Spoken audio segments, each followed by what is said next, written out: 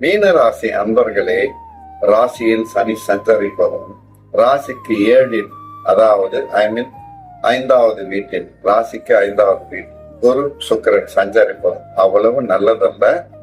தன்னுடைய ராசிநாதன் அஷ்டமாதிபதியாகிய சுக்கிரனோடு இணைவது உடல் ரீதியாக பாதிப்பு, குழந்தைகளுக்கு மனக்குழப்பம் அல்லது முன்னமே வியாதியில் இருந்து மருத்துவமனையில் இருப்பின் வியாதி நிவர்த்தியாகி வீடு திரும்புதல், குழந்தைகளுக்காக இன்வெஸ்ட் செய்தல், கால சக்கரத்தில் 12ஆம் வீட்டதிபதி 5இல் இருப்பின் குழந்தைகளுக்கு நற்பெயர் இடுதல், வெளிநாடு யோகம் கிட்டுதல், சுப காரியங்களுக்கு உகந்த நாள்.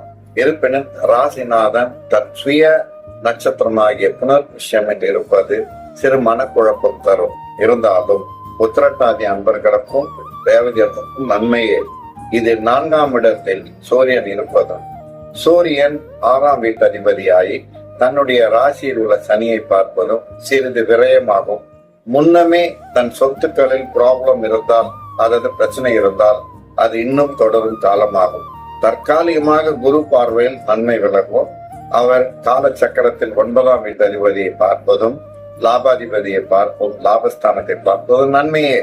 அதில் 30 விழுக்காடுகள் நன்மை விளக்கும். சோ உடல் ரீதியாக மன ரீதியாக குழப்ப வேண்டாம்.